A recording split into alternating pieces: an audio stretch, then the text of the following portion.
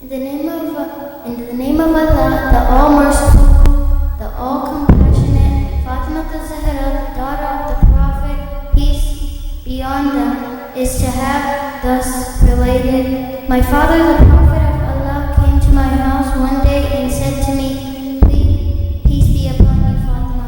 I replied, and upon you be peace. Then he said, I feel weakness in my body. I said, Allah protects me from weaknesses, Father. He said, Fatima, please bring me the Yemeni cloak and cover me with it. So I brought the Yemeni cloak and covered him with it. Then I looked at him and saw that his face was shining like a full moon with its glory and splendor.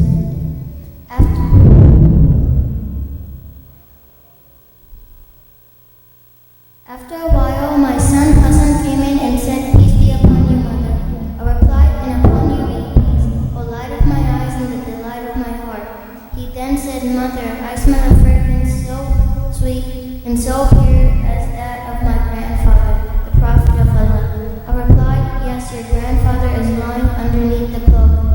Hassan went near the cloak and said, Peace be upon you, my grandfather, the Prophet of Allah. May I enter the cloak with you?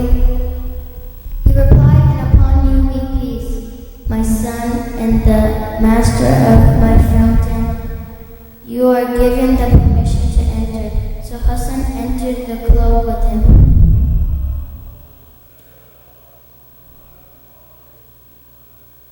After a while, my son Hussein came in and said, Peace be upon you, mother. I replied, and upon you peace, O light of my eyes and the delight of my heart. He then said, Mother, I smell a fragrance so sweet like that of my grandfather, the Prophet of Allah. I replied, Yes, your grandfather and your brother are lying underneath the cloak. Hussein stepped towards the cloak and said, Peace be upon you, my grandfather, the chosen of Allah. May I enter the cloak with you? He replied, and upon you peace. My son, of the interceders of my followers, you are given the permission to enter. So Hussein entered the cloak with them.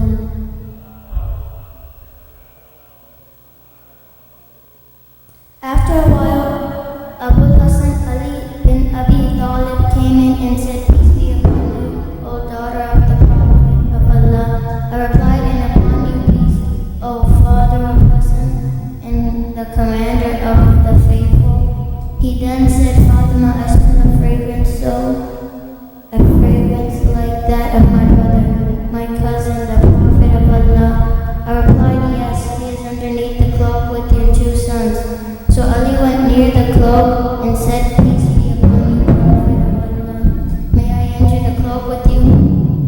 He replied, and upon you peace, my brother, my legatee, my successor, my standard bearer, you are given the permission to enter. So Ali entered with him.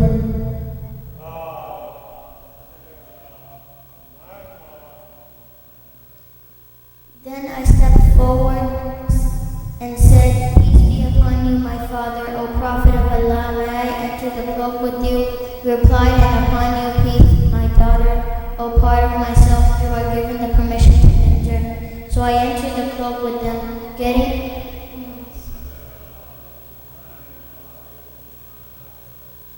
Getting together underneath the cloak, my father, the Prophet of Allah, held the two ends of the cloak and raised his right hand towards the heavens and prayed, O Allah, these are the people of my household. They are my confidence and my supporters. Their flesh is my flesh, and their blood is my blood. Whoever hurts them hurts me too. Whoever displeases them displeases me too. I am at war with those at war with them. I am at peace with those at peace with them. I am the enemy of their enemies, and I am the friend of their friends. They are from me, and I am from them. O Allah, bestow your blessings, benevolence, forgiveness, and your pleasure upon them, and remove impurity from them, and keep them truly pure.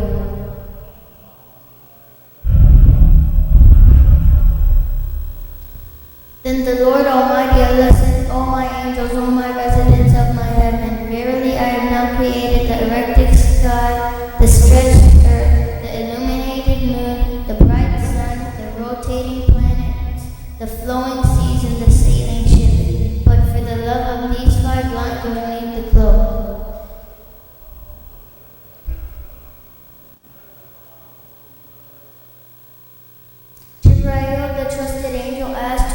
under the cloak. The Almighty answered, They are the household of the prophet and the assets of prophethood. They are Fatima, his daughter, her husband, and her 2 sons.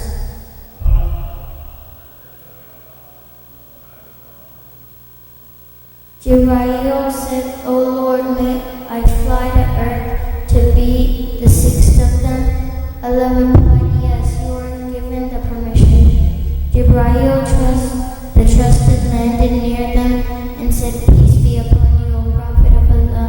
The All-Highest conveys his peace on you and his greetings and says, By my honor and glory, O my angels, residents of my heavens, verily I have not created the erected sky, the stretched earth, the illuminated moon, the bright sun, the rotating planets, the flowing seas, and the sailing ships. But for your sake and love, God has given me permission to enter the cloak with you. May I join you, O Prophet of Allah? The Prophet replied, And peace be upon you, O trusted barrier of Allah. Revelation, you are granted the permission. So Jibreel entered the cloak with us and said to my father, Allah sends his revelations to you. Verily Allah is to remove blemish from O people of the household and purify you with that perfection, then purification.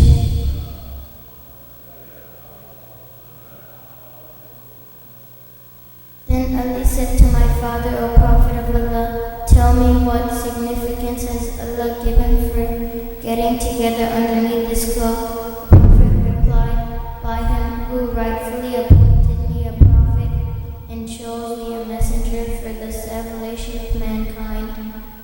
Whenever and wherever an assembly of our followers and friends mention this event, Allah will bestow on them His blessings and mercy. Angels will encircle them, asking Allah the remission of their sins until the assembly of disperses. So Ali said, verily by the Lord of the Kaaba, we and our followers are the winners. Then my father replied, by him who rightfully appointed me a prophet and showed me a messenger for the salvation of mankind. Whenever and wherever an assembly of our followers and friends mention this event, there shall remain none grieved, but Allah will remove his grief. There shall remain none distressed, but Allah will dispel his distress. There shall remain none with wish seeker, but Allah will grant his wish. Ali happily said, verily by the Lord of Kaaba, we and our followers are the winners and the blessed in this world and the next.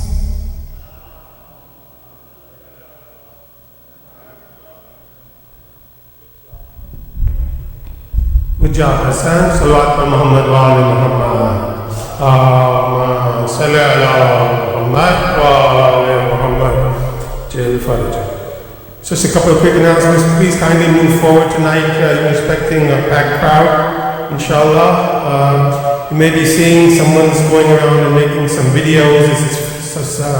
It's a project from the Smithsonian. They're doing a project on Islam, so he's here to bring some videos. So don't be alarmed if you see someone taking some videos. Inshallah, put your cell phones on silent, as we don't want to disturb the majlis as we're going on, as we're reading the majlis, and there's no eating or drinking inside the masjid. Please kindly refrain. Distribution of the book will be outside. Any contributions towards Niyaz, you can see myself, Brother Jafar, Sister Aziza, Sister Taysin.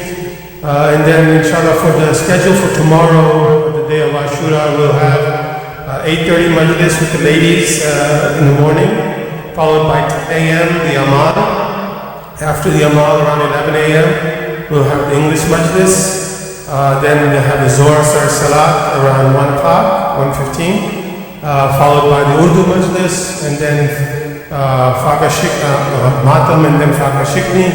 And then in the evening, we'll be back here for the Maghrib and Isha Salat at 8:14, followed by the Urdu Majlis. There will be no English Majlis tomorrow night. The only English Majlis tomorrow will be in the morning at 11 o'clock in the morning, inshallah. Okay. So as we're waiting for Maulana, do we have any young one who would like to read a surah before he comes? Come on.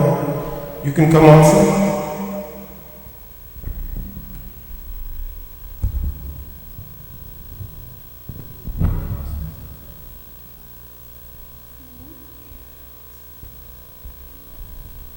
Bismillahirrahmanirrahim. My name is Musa Rizvi, and I'm going to recite Surah Ma'un today. Bismillahirrahmanirrahim. أرأيت الذي يقدم بالدين فذلك الذي يدعو اليتيم ولا يحض على طعام المسكين فويل للمصلين الذين هم عن صلاتهم ساهون الذين هم يراءون ويمنعون الماعون. صدق الله العظيم. Thank you very much. So without further ado, I'd like to request Sayyid, because we need to take the number. Salawat by Muhammad wa ala Muhammad.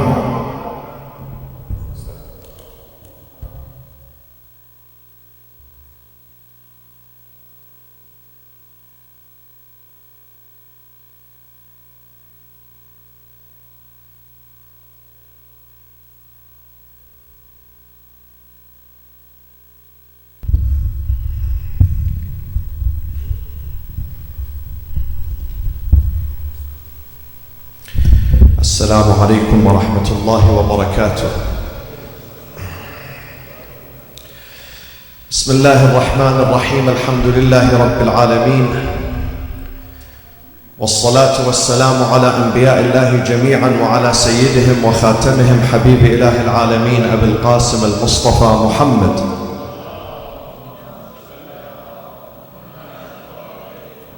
وعلى أهل بيته الطيبين الطاهرين المعصومين الذين أذهب الله عنهم الرجس وطهرهم تطهيرا.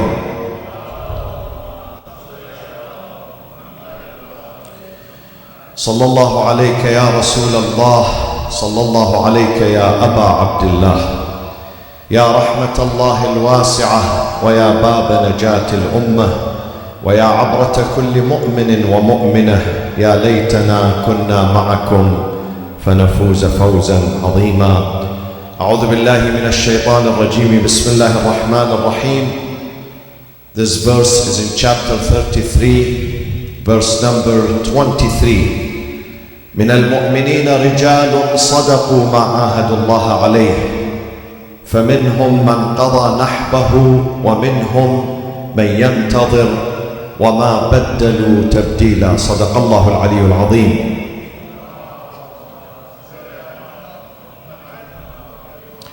Among the believers are men who stayed true to their promise to God. Some of them have died, have passed, and fulfilled their vow. Others are waiting. وَمَا بَدَّلُوا. They have never changed at the least. And among those, according to this verse, among those men, and in the forefront of those men, and of one of their top leaders is Al-Imam Abu Abdullah Al-Hussein. In a few hours from now, on the morning of Ashura, year 61, Hijri, 680 AD, stood with only a handful of his supporters and family members. That number does not exceed 80.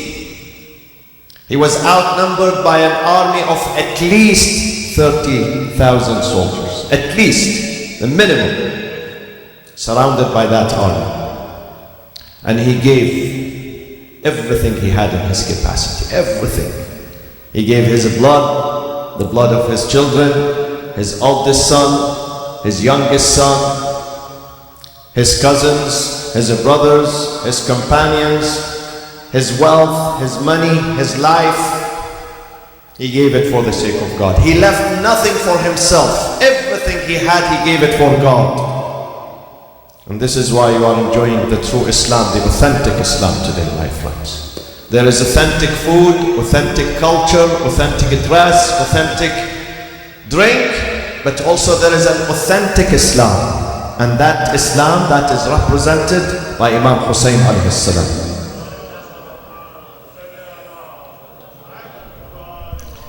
So he fulfilled his mission and he remained true to his promise, to his vow that he made with God. And then few years after that, after the day of Ashura, someone asks Imam Ali ibn Hussein Zain al-Abidin alayhi salam in Medina. He says to him, O the son of the messenger of God, who won on the day of Ashura, your father or Yazid? Imam said to him, wait a little bit, you will hear the answer yourself. After a few minutes, the adhan was raised. And in the adhan says, Ashhadu anna Muhammadan Rasulullah. Imam Zayn al-Abidin turned to this man, he said to him, the ultimate goal of Yazid was to obliterate the name of Muhammad from the adhan, was to destroy Islam completely, to exterminate this religion. So now when you hear the adhan and the name of my grandfather, it means that my father was victorious and Yazid was defeated. This is very true.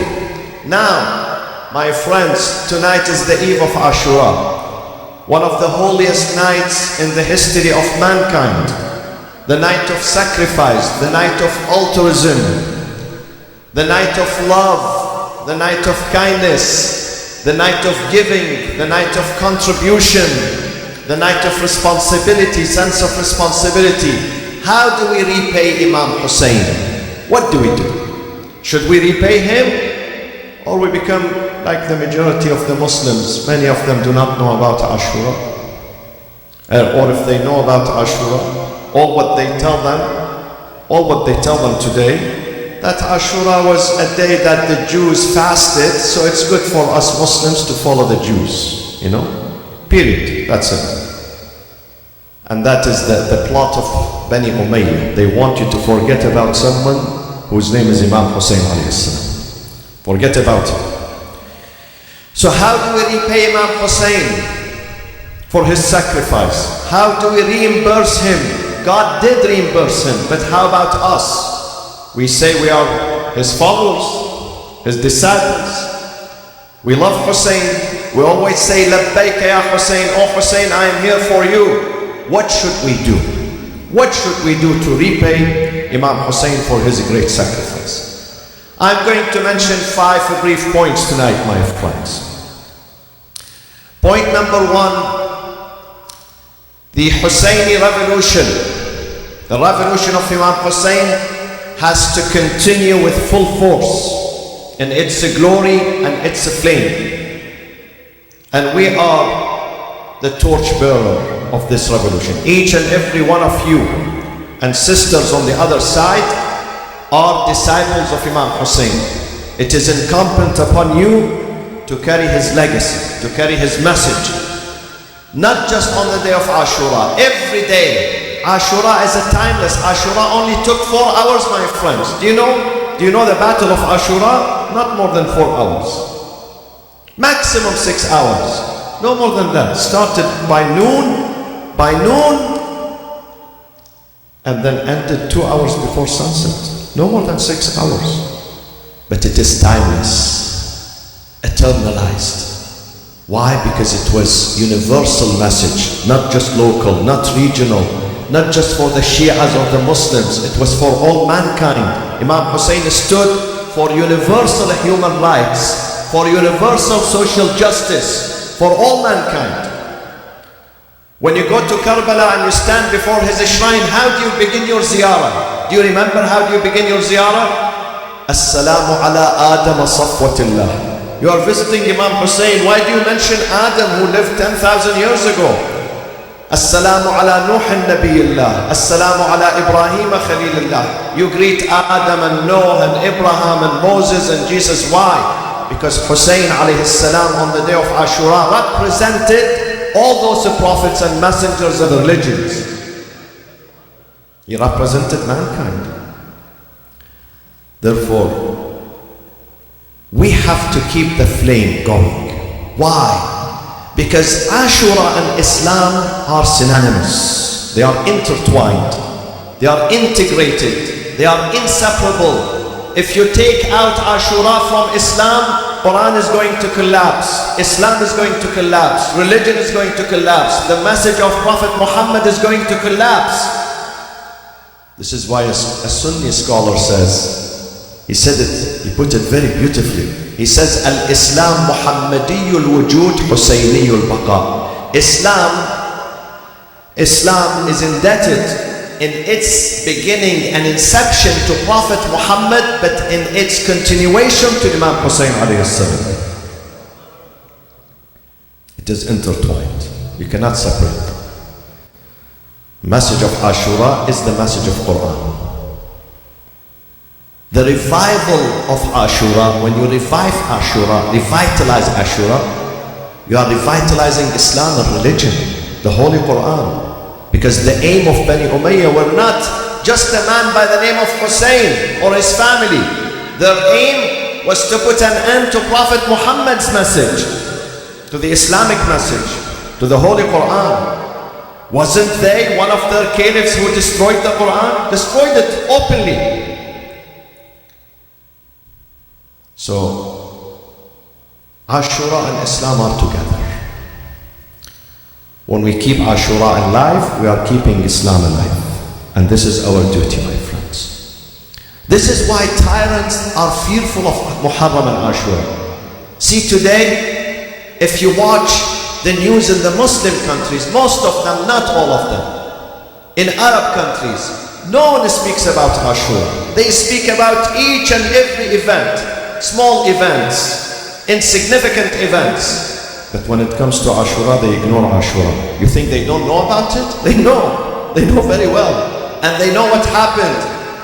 But because Ashura instills fear in the heart of oppressors and tyrants, this is why they don't like it. Don't mention it to them. They are fearful of Ashura. They try to avoid it. And they don't teach their kids in the schools about Ashura. But kids, when they grow, they go to universities, they read other books, they log into the social media, they discover, wow, nobody told me about this day, nobody told me about the sacrifice of Imam Hussein. I thought this is a happy day, a day of clapping, a day of celebration. We exchange gifts, we give sweets to each other. I thought this was the day of Eid. Now I realize, after 20-30 years, that this is a day of tragedy for Islam. This is a day of sadness and mourning for the family of a Prophet Muhammad sallallahu alaihi wasallam.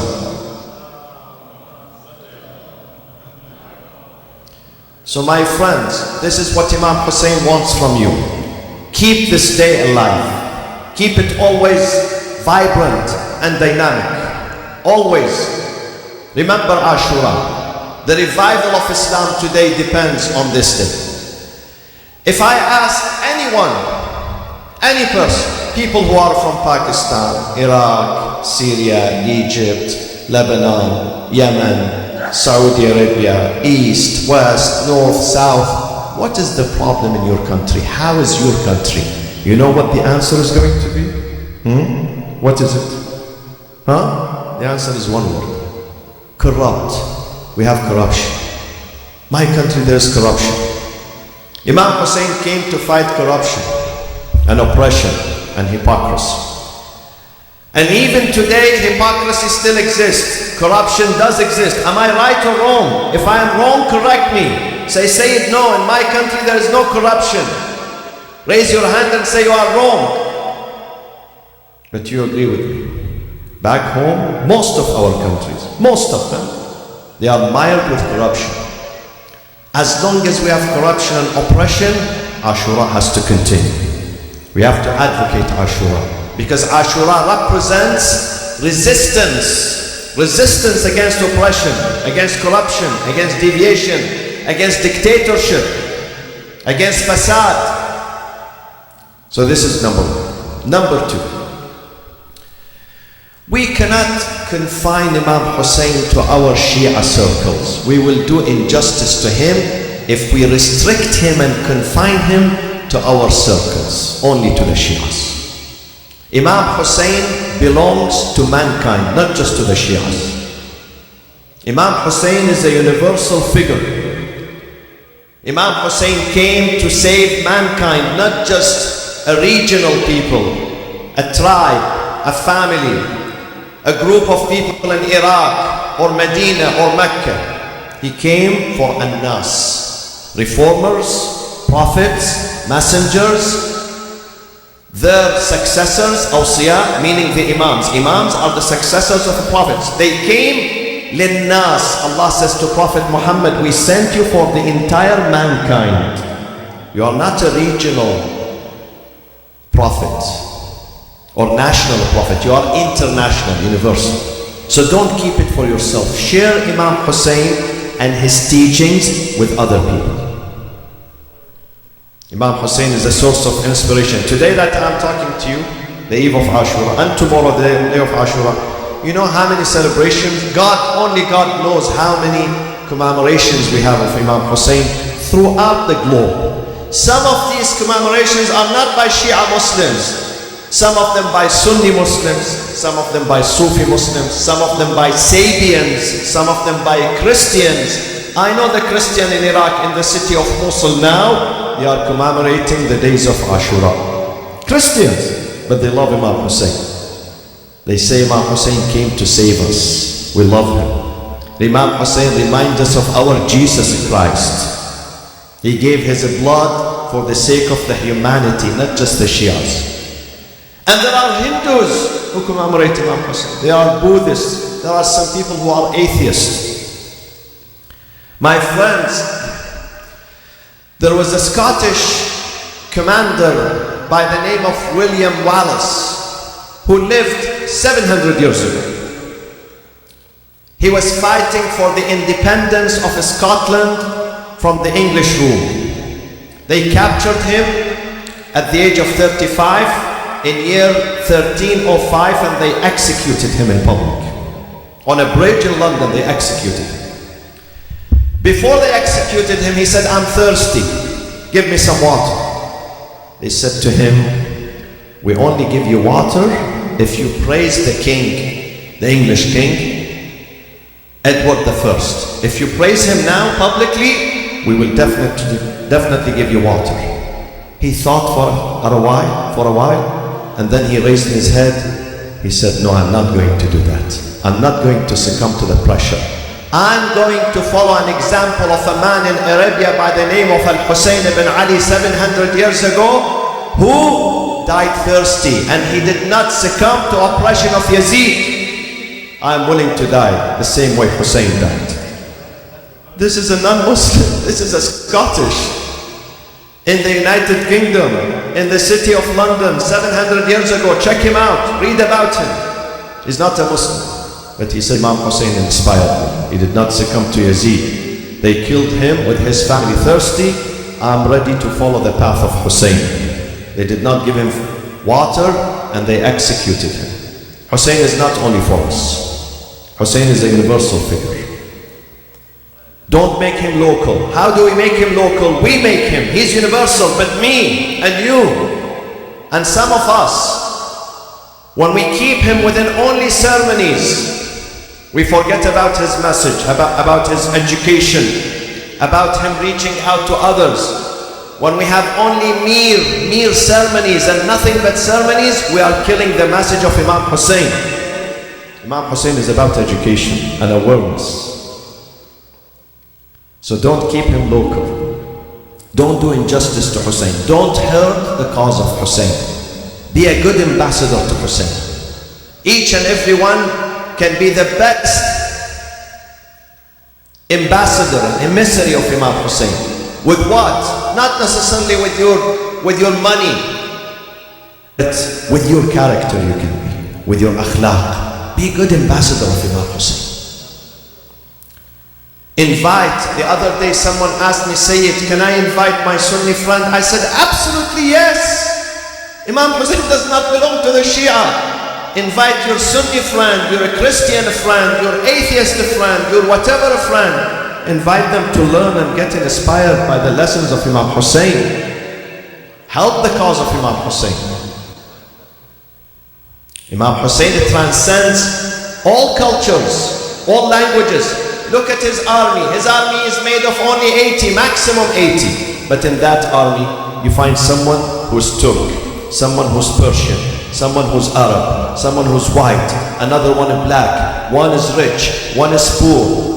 One who was only a few days before on the side of Bani Umayyah. He was Umayyad supporter, but then he shifted. Another one who was only 2 hours before, Hurr ibn Yazid, a commander in Umayyah army, he shifted to the camp of Imam Hussein. Someone who was 1 week before, Wahab, was a Christian, he chose to accept Islam. So Imam Hussein's camp, though small, very small and humble, but it was diversified, represented a small miniature of the humanity of mankind. This is how we have to keep our majalis, my friends. Invite your friends.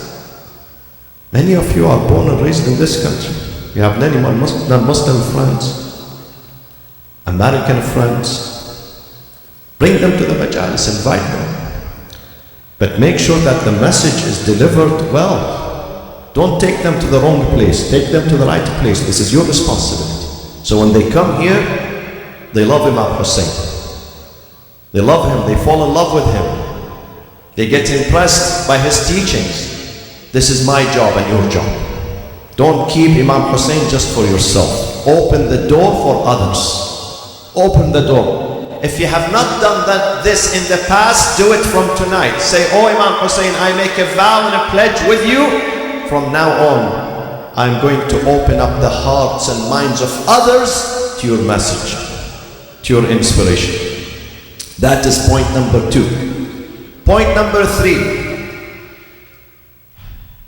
Tears are very good. In fact, tears and mourning kept the message of Imam Hussein and his revolution alive, lively, dynamic and powerful. But tears alone are not enough, my friends. You cannot stop short of tears. We have to do more than tears. What Imam Hussein wants from you, mourning is very good. True tears are very good.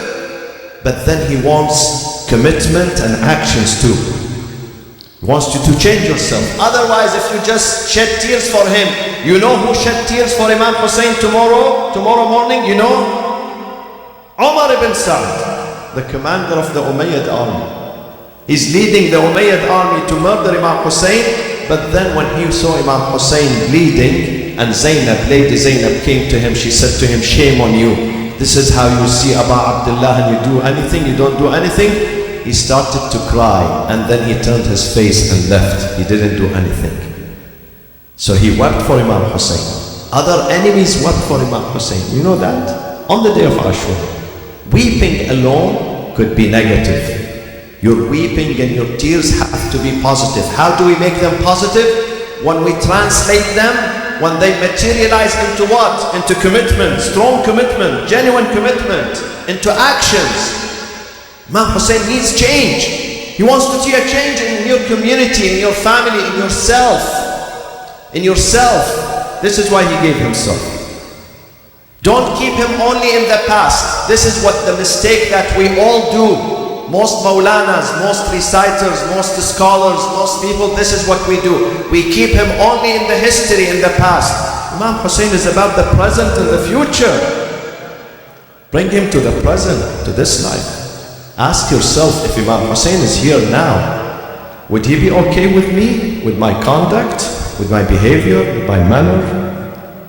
Would he be okay or not? How should I change myself? How should I conform myself with his teachings? How should I do that? Ask yourself, bring him to the present. My friends, we have to instigate change in our communities. Otherwise we lose Muharram. We have done nothing other than ceremonies and rituals. How do we instigate change? One of the things we need, this is how we present Imam Hussein to the American people. This is how he makes sense to the Americans, to the outsiders. One thing is the blood drive. Organize a blood drive. Blood drive would save lives. When non-Muslims and Americans sees you, sisters, brothers, giving their blood, donating their blood on Ashura, before Ashura, after Ashura, the Arba'in, they ask you, why do you give your blood? And tell them the story of Imam Hussein. It's about resurrecting people, saving their lives. It would resonate with them, believe me. This gesture would resonate. I have seen many Americans getting attracted to Ashura and Imam Hussein because of the blood drive. They say, wow, then this is a good cause, legitimate cause, a beautiful cause. Then this means your leader was very thoughtful. He cared about all humanity, not just his family and his tribe. Blood drive. Please, the young generation. This is how you penetrate the hearts and the minds of the American people. Blood drive, especially at the time of need. The other thing, my friends, when you observe the protocol now during this pandemic, don't be careless. Don't just say, I'm going to the Majlis of Hussein and I'm worshipping God and the virus is not going to reach me. Don't say that. This is silly. Don't be naive. You know, the viruses, they reach the prophets and the imams, and many of them died of sickness. One day Moses himself got sick. So within the community of the Israelites, there was someone who's Hakim, an old-fashioned, doctor. So he said to him, let me prescribe some medicine, some herbal medicines for you. Musa said, no. God is the one who makes people sick, and God is the one who grants them what? Healing. God sent a message to him. He said, no, Musa, you are wrong. Yes, I am the one who grants sickness and I am the one who grants healing, but through certain protocols and certain ways. You have to follow the way. You have to follow the way. This universe is based on a maxim, on a law. That law is called cause and effect. Cause and effect. So you have to follow the law. You have to follow the protocol. And I will support you, I will heal you, but you must follow the protocol, you must take the medicine. Many of us today, they throw the mask, they don't vaccinate. Why? Because no, as long as I am Shia and I'm going to the Majalis and Imam Bargah, the virus would not reach me. You are wrong, my friends. With all due respect, you are wrong. Serve your community by promoting the mask and saving lives. Another service we do for Imam Hussein in Muharram and outside Muharram. The other thing is the food drive. My hotel is not far from here. Sometimes we go through poor neighborhoods. This is Washington DC, the center of world politics is here. The strongest government on earth is not far from us. 20 minutes drive, 25 minutes. But yet, you see scores of homeless people. They have no shelter. They have no food. This is too bad. Who bears the responsibility? Should I only blame the mayor? The governor? It's not enough. What is your own responsibility? You have to do something about it. Present Islam, present Imam Hussein to others through food drive. How much food we spend here every night, only God knows. Millions of dollars being spent all nights of Ashura at all Islamic centers throughout America and Canada and Europe and the whole world. Millions of dollars. At least part of that we cut short on us, we provide the food for others. We share Imam Hussein with them. You share the niyaz of Imam Hussein, the barakah, the blessings of Imam Hussein with others who are outside. In your neighborhood. Imam Hussein wants change, my friends. You have to work harder and harder. This is how we present it. Imam Hussein wants to see social change in our society, economic change. Imam Hussein wants you to get involved in political engagement in this country. This is how you protect your religion. This is how you protect Islam in this country. Through political engagement. I spoke about it maybe the second or third night. Our duty in this nation, what is your duty? Just to make money? Send your kids to school? Buy a house? What else? You have to protect. Muslims ruled in Spain for 800 years.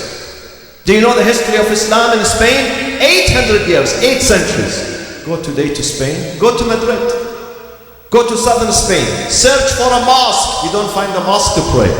Why? Because all these mosques that were built by the Muslims at that time are gone. Some of them are turned into pubs, bars, restaurants, hotels.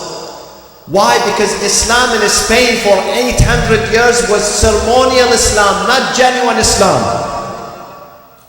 They did not do tarbiyah. They did not raise good generation. Muslim leaders were busy drinking, dancing, womanizing. That was their goal there. Imperialism. It wasn't a conquest. They didn't care about the locals.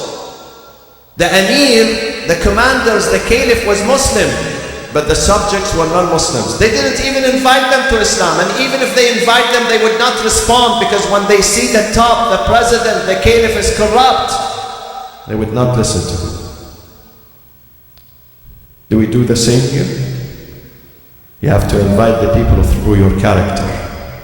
The best way of inviting people, this is what Imam al-Sadiq alayhi salatu wasalam says. كونوا دعاة لنا بغير ألسنتكم. Invite people to our cause, the cause of justice and the truth, without your tongues. Meaning with your characters, with your personalities, with your manners and akhlaq. God has given you this. I'm impressed with many of you. I've been here for only 10 days. But many of you now are my very intimate friends and brothers and sisters. Why? Do I have a blood relationship with you? No. Many of you I have not known before these 10 days. But you attracted me and impressed me through your akhlaq and your manners. Sometimes you go to some countries, you fall in love with them. Why? You don't speak the same language, you don't eat the same food, not the same dress code, not the same religion. This is your first visit to that country, but because you see them being humble, nice, honest, truthful, you fall in love with them. You wish that you can live the rest of your life with them. On the contrary, sometimes you live in your home, your own country. You are born and raised in that country. You have the same madhab, same religion, same doctrine, same food, same everything. But you don't like that country. Why? Because akhlaq are missing. There are no akhlaq. The most powerful thing that brings people and attracts people is the manners. And Imam Hussein was leader in his mannerism, akhlaq.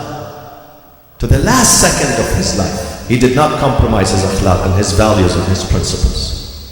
This is the secret of his success, and we are his followers. We must follow his example. So that is the third point. Bring Imam Hussein from the history to the present and the future. He is relevant. Imam Hussein is relevant. His cause is relevant.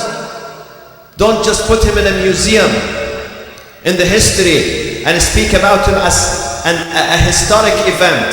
He's a relevant event, very contemporary event. But it takes a lot to bring him to the present. It takes a lot. Speeches alone does not work. Books alone does not work. Actions work the loudest. Your actions and your behavior. Number 4, my friends.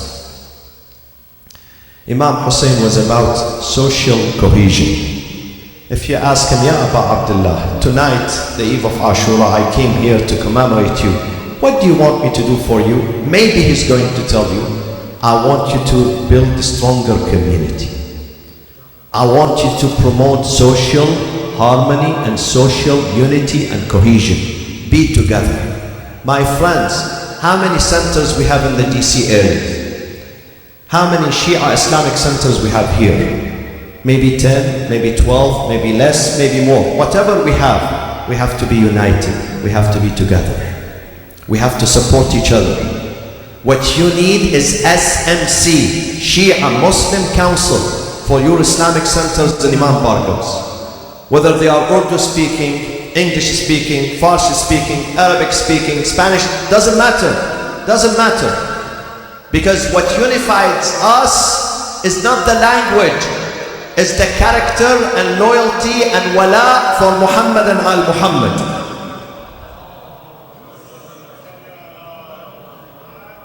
So we have to work harder. We have to coordinate our work, cooperate with each other. Our youth here at Ja'fariya Idara, they have to know the youth at that center, and the third one, and the fourth one. They have to intermingle among themselves. They have to recognize each other. This is how we keep our unity. We cannot be isolated from others. Again, see Imam Hussein, he caters for all cultures. Do you know how many languages were on the day of Ashura? Different languages in the camp of Imam Hussein. Different languages, but they were unified for one cause, the cause of Islam.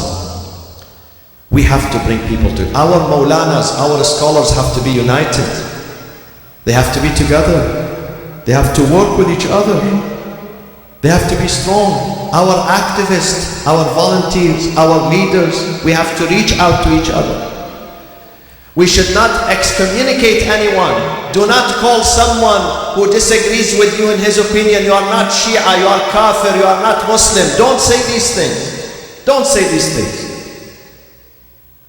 Someone comes to Imam al-Sadiq, Imam says to him, do you speak to other groups of our followers? He says, no, I don't speak to them. Why? He says, because they have different ways and different thoughts. Imam al-Sadiq said, listen, if I compare you to me, we are 180 degrees different.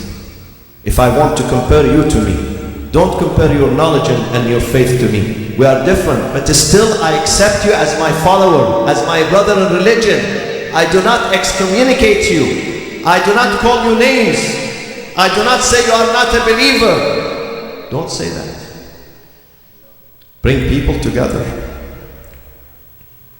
Imam al-Sadiq says, if you live in a town of 100,000, population of 100,000 inhabitants in that town, you as a Shia, as a follower of Ahlul Bayt, you have to be number one in your akhlaq, in your manners. You have to be number one in that town. If you are not number one, don't call yourself Shia. If you live in a town of 100,000, this is a hadith in Sahih al-Kafi, the book of Kafi, book of hadith. If you live in a town of 100,000, you have to be number one in your commitment, in your manners, in your honesty, in your integrity. People have to point at you. They say, he is the jewel of our town, because you are following the tradition of Muhammad wa al-Muhammad alayhi salam. And number 5, my final point, and pay attention to this. In Islam we have different schools of thought, different madahib. But at the end of the day, we gather under the umbrella of La ilaha illallah Muhammadun Rasulullah sallallahu alayhi wa sallam. Yes, we have probably different ideas, different aqidah when it comes to the imam, when it comes to the succession of the Prophet. We are different. Maybe we pray differently, but we have to be united. We have to reach out to our Sunni brothers and sisters. We should not follow those who are radicals, whether they are among the Sunnis or the Shias. Do not listen to the voices of radicalism. Don't listen to them. They don't represent the message of Imam Hussein alayhi salam. Imam Hussein reached out to people. He didn't look at their madhab. You know how many people on the way when he left Medina, when he left Mecca to Karbala, the journey took 23 days. How many people from other side, other madahib, they joined him. They joined him on the way to Karbala. You reach out to them. We have to stand united. Islam in this country, your enemies do not distinguish between Shia or Sunni. Believe me. They don't hate you because you are Shia. They don't hate the other one because he's Sunni. They hate you because you are Muslim. They are Muslim. Interfaith and intrafaith is more important. See, sometimes we reach out to churches, Christians, Jews, others. Very good. We need to live in a society in a peaceful manner. We don't want to turn America into another Afghanistan, another Syria. This is not good for us. So here, we should not listen to those ignorant, to those fanatics. On both sides we have some fanatics. Don't listen to them. Listen to the voice of reason. Listen to the voice of piety. Listen to the voice of Quran when Quran says, وَاعْتَصِمُوا بِحَبْلِ اللَّهِ جَمِيعًا وَلَا تَفَرَّقُوا. Get hold of the rope of God. Do not be divided. If you are divided when you fight each other, they're going to take advantage of you. When Shias and Sunnis, they kill each other. We have sectarianism in Iraq and Syria and Yemen and elsewhere in Saudi Arabia and Bahrain. None of them, neither the Sunnis are going to win nor the Shia. Both are going to be losers. Their enemies are going to win. We have to be united. I'll share this story and I take it to Karbala tonight. I was in London, England 10 years ago, giving lectures. One night I finished, it was the 8th of Muharram, the eve of the 8th of Muharram. As I was leaving the minbar, someone came to me telling me, Sayyid, there is a Sunni brother who wants to talk to you. I said, okay, let him come there. So I sat in the corner on the other side of the minbar. This man came to me, he was in his mid-50s. He said, I'm a Sunni. I have never been to Imam Bargah or Husayniyah or Majlis of Ashura. This is my first time. I came last night, the eve of the 7th. The eve of the 7th. It happened that I spoke about Abu al-Fadl Abbas on that night and how he went to bring water and how they surrounded him and they murdered him. He says, I was there. Nobody told me about this story before. I'm a Muslim. My mother didn't tell me, my father, my teacher. I'm in my mid-50s. For the first time in my life, I heard the way Abu al-Fadl died. He was innocent. This is what he says. He says he was innocent. He went to bring water and they still murdered him. This is very gross. What sort of Muslims are those? What do we tell Prophet Muhammad tomorrow when we meet him?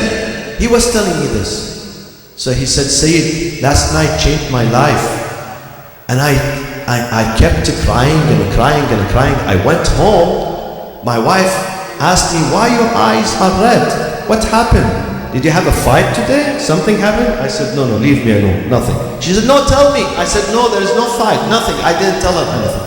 I went right to the bed. I was so sad, so depressed, so frustrated. Why the Muslim Ummah treated Ahlul Bayt, the family of Imam Hussein, in this brutal way. He said, because nobody told me. I was shocked. Nobody told me. This is the first time I hear it from you. He says, I went to bed. He says, say it by Allah. By Allah. I saw Imam Hussein 10 times in my dream. I said, how did you see him? He says, he comes to me, he smiles in my face, and then he leaves. And I wake up, then I go to bed, he comes the second time, the third time, the fourth time. Each time he smiles, he welcomes me. I said to him, listen, I have an answer to your dream. It's a verse in the Quran. God says in the Quran, "Man jaa bil hasanati falahu ashru amthaliha." The one who does one hasana, one good act, we will replace him with 10 good acts. You came with good spirit, with good intention to participate in the session of Imam Hussein, the majlis. Imam Hussein returned your visit 10 times. 10 times. Imam Hussein is generous, my friends, generous. You do one thing to him, he will return it 10 times. He will reimburse you 10 times. Stay loyal to Imam Hussein because he's loyal. He's loyal. You are not going to be empty-handed when you get hold of Hussein, the message of Hussein, the family of Hussein. Tonight, the night of Ashura, the saddest night. Imam Hussein, after losing all his companions, he looked left and right. No one was survived. All of them are cut into pieces. on the sand dune of Karbala. Then he came himself, including his children, his family members, his brothers. The only male survivor was Imam Hussein and Imam Sajjad inside the tent who could not stand. He was very severely sick, so he came to his tent and he started calling their names. Ya Zainab, Ya Kulthum, Ya Rabab, Ya Safiya, Ya Atika, Ya Sakina. One by one. He had sharp memory. Over 80 women in the tent. He called them one by one by their names, by their personal names. They came out. They surrounded Imam Hussein, very sad, weeping, sobbing. One of them asked him, "Oh Imam Hussein, who's going to stay here when you go? Who's going to protect us?" Imam Hussein, with full confidence and full force, he would say, "Inna Allah hadikunna wa hafidhukunna wa nasirukunna." My Lord, I am leaving Allah behind. Allah is there, is going to protect you, preserve you, and support you. Even the small kids, they came, they surrounded him. Some of them were able to hold his hand. Some of them were able to hold his leg. Some of them could not reach. They were too small, too short. So they put their cheeks on the foreleg of the horse of Imam Hussein. Dhul Janah. They could not reach the Imam himself, so they embraced the four legs of his horse, as if they are saying, "Oh horse, don't leave the Imam alone in the battlefield." Then Imam saw that he's missing someone important, his sweetheart Sakina. She's not among them. He said, "Sister Zainab, where is Sakina? Where is my sweetheart?" She said to him, "She's in the tent. She refused to come out." Imam Hussein dismounted his horse, went inside the khayma, the tent. He saw Sakina sitting there, putting her head on her knees, and she was crying. Imam Hussein approached her, hugged her. She said to him, "Baba, Daddy, please, I want you to wipe your hand over my head, as they do with the orphans, because in a couple of hours I'm going to be orphan. No one is going to comfort me and protect me." Imam Hussein hugged her. He asked them to persevere, be patient. Then after that, Ya Mu'mineen, Imam Hussein came back to his sister Zainab. He says, "Ukhtah nawilini tifli al-radhi'." "Oh sister Zainab, bring me my baby Ali al-Asghar. Bring him to me. Let me take him." He carried him, he kissed him first. He took him to the enemies, he stood there. He said, Oh, the army of Bani Umayyah, I am the one, you consider me to be guilty. This child, he's only 6 months old, he's innocent. He had no guilt and no mistake. Please give him some water to survive. Of course, Imam Hussein knows that they are not going to give him, but he wants to show mankind in history that his enemies were very absolutely ruthless and wicked. Rather than giving him the water, one of the archers by the name of Harmala ibn Kahil, he sent his arrows. The arrow came to the neck of that child. He took out his little hands from the swaddle and he started flapping like a little bird on the hands of Imam Hussein. Imam Hussein scooped his blood in his hand and he threw it to the heaven. Imam al-Baqir says not a single drop came back to the earth. Imam Hussein said, "Hawwana alay, made it easy for me. Ma nazala bi annahu bi'ayn Allah." As long as God is happy, God is pleased with me, I don't care.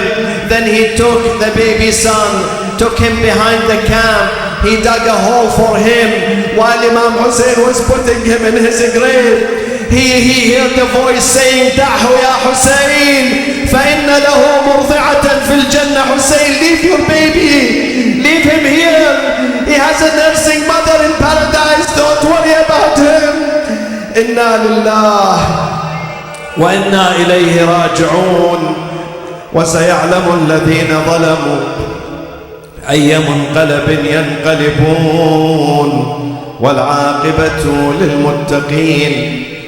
السلام على الحسين وعلى علي بن الحسين وعلى أولاد الحسين وعلى أصحاب الحسين وعلى أبي الفضل العباس وعلى السيدة زينب الكبرى بنت أمير المؤمنين ورحمة الله وبركاته. Raise your hand. Mu'mineen, raise your hand. Tonight is the night, the big night, the grand night where Allah is going to listen. Since you have these innocent tears in your eyes, men and women, please raise your hand. We have many problems, many challenges. One of them is this pandemic. One of them is the disintegration of Afghanistan and other Muslim countries who need our help, they need our dua. Let's pray for the entire mankind. Let's pray for those who are bedridden. Many of our friends have been diagnosed with cancer, with COVID-19, with other diseases. Let's remember them by reciting this ayah 3 times.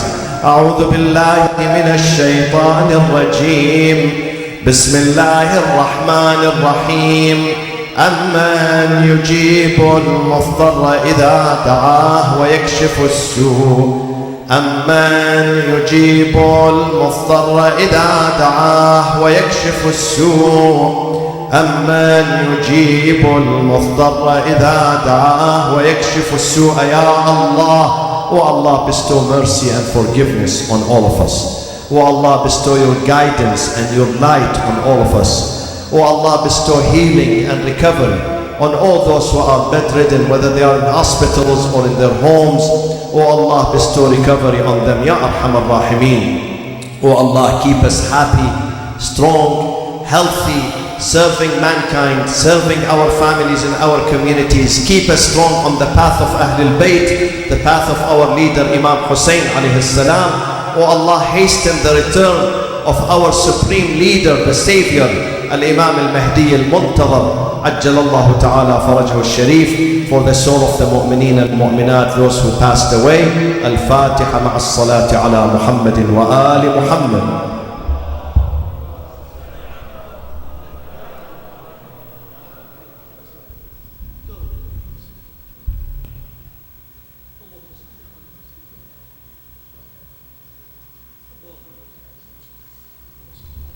Hussein, Hussein, Hussein, Hussein, Hussein, Hussein, Hussein, Hussein, Hussein, Hussein, Hussein, Hussein,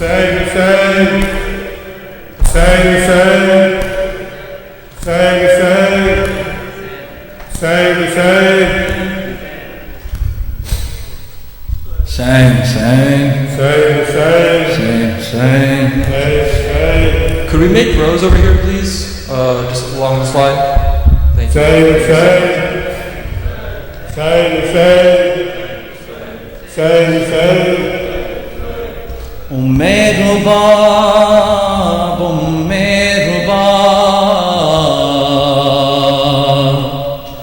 Oh, Our Lady, Umm-e-Ruba, Umm-e-Ruba, Umm-e-Ruba. Oh, Our Lady, Umm-e-Ruba, Umm-e-Ruba, Umm-e-Ruba. Oh, Our Lady, Umm-e-Ruba, Umm-e-Ruba, Umm-e-Ruba. Oh, Our Lady, Umm-e-Ruba, Umm-e-Ruba, Umm-e-Ruba. Oh, Our Lady, Umm-e-Ruba. You see that infant head on the spear, and how it's slaughtered from ear to ear. You see that infant's head on the spear, and how it's slaughtered from ear to ear. He is my baby, Ali Asghar. He is my baby, Ali Asghar. His shahada is inqilab. Umm-e-Ruba,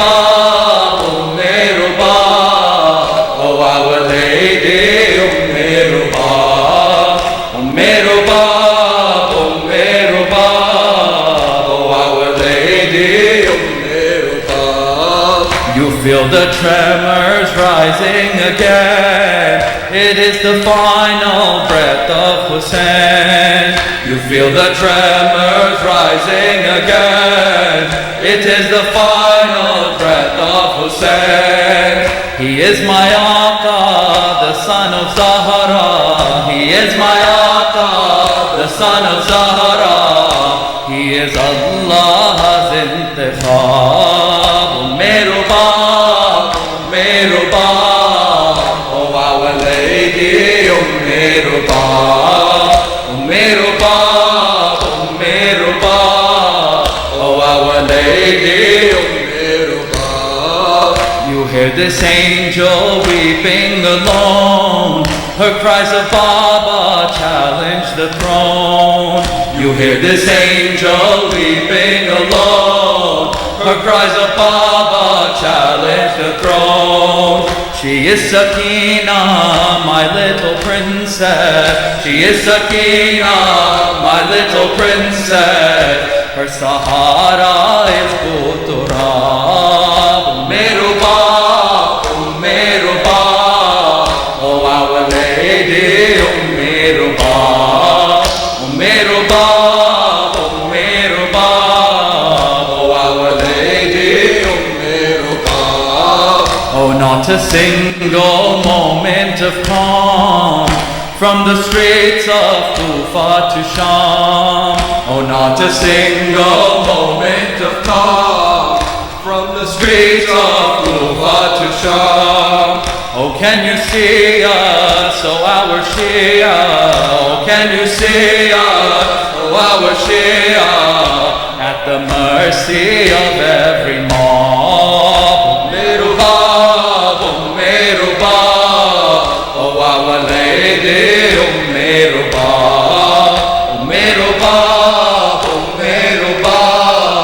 oh our lady, Ummeh-ruba.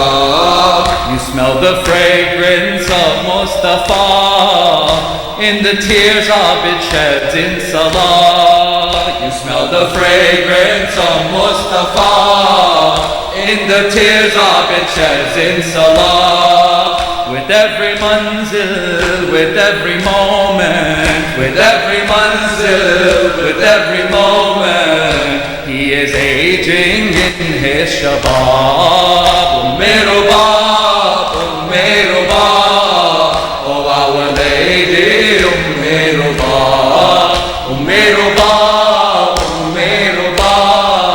oh our lady, Ummeh-ruba. Oh, for your noble resistance, Hussein, I would offer my 2 kids again. Oh, for your noble resistance, Hussein, I would offer my 2 kids again. But for your trampled and shrouded body, but for your trampled and shrouded body, I will stand under the sun and sob. Ummeh-ruba, oh our lady, Ummeh-ruba,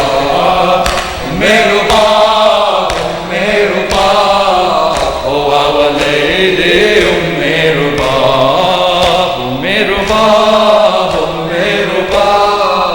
oh our lady, Ummeh-ruba. Hussein. Hussein, Hussein, Hussein, Hussein, Hussein, Hussein, Hussein, Hussein, Hussein, Allahumma salli ala